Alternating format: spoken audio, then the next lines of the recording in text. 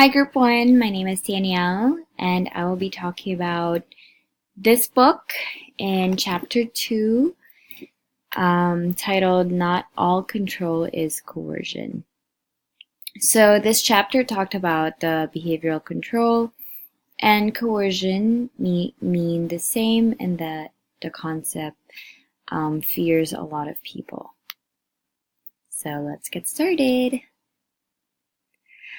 Okay, so behavioral control and behavior analysis is seen to have a really bad reputation in the media. Most people see control and coercion being the same. So, what is the science of coercion? Behavior analysis see control as being observed and described. However, many view that behavior analysis is the science of coercion and that they implement aversive therapy, and that behavior analysis is all about punishing people, about punishment, and that they are an advocate of control equals coercion, or that control and coercion are the same. So, some facts about control, that the world is controlled by physical and social environment. The 4 bullet points are from the book, straight from the book.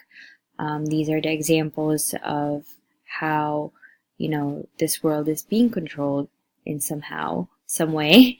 So control of physical objects, and that is through gravity or space or whatsoever, chemical reactions, physiological processes, genetic mechanisms. Behavior analysis wants to know what underlies such control of this in the world. So yeah. Coerced. So we are socially accustomed to being coerced, if that may say.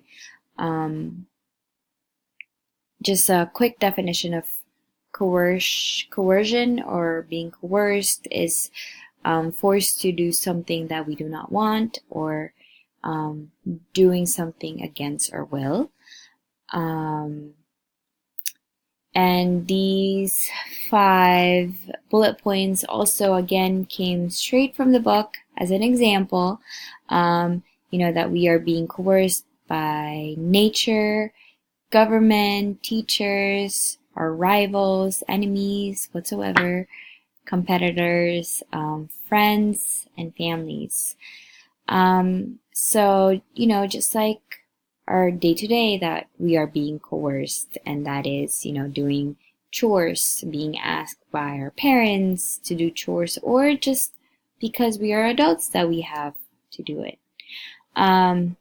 Just like our workplace, that we have to do jobs and duties. We don't want to do that. Doing homework, just like what I'm doing right now. But yeah, joking aside, it is part of our life, and, we deal with it somehow. So, just an overall, that control does not equal coercion, or control is not the same with coercion. Because if they are the same, most of, the people around us, our parents, our teachers, our friends, our rivals, has some sort of control in our life, and that is not really the case, because coercion is just a category of control under the umbrella of control. So behavior analysis sees, the behavior, anything that we do, anything that a dead man cannot do. So any behavior, that's running, sleeping, walking, studying, blinking, writing, all of that is that all of that we do and is seen by anybody. And also private behaviors like our emotions, our feelings, our fears, our thoughts, our attention or anything some sort that people don't really see, but we are feelings, it's a behavior that it's in us, we feel sad, but we can visibly be happy and people see us being happy, but in reality we are sad in the inside. So behavior analysis studies the importance of behavior, why we do what we do. Behavior must be observable and measurable, and behavior and consequences. So meaning that, all of our behavior has some sort of consequence. Our action, the sequence of action, behavior, consequences. And most of the case, whatever the consequences of our behavior, if it's positive, we continue doing what it is to get that consequence, with the positive consequence. And if it's bad behavior, we tend to not get that negative consequence. So, yep.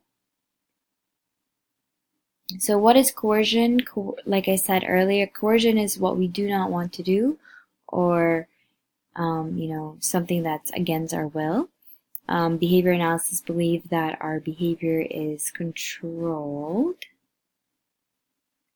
but not in a sense that, being controlled like puppets, but more like controlled by positive reinforcements, which is a non-coercion, and controlled by negative reinforcements or punishments, which is coercion.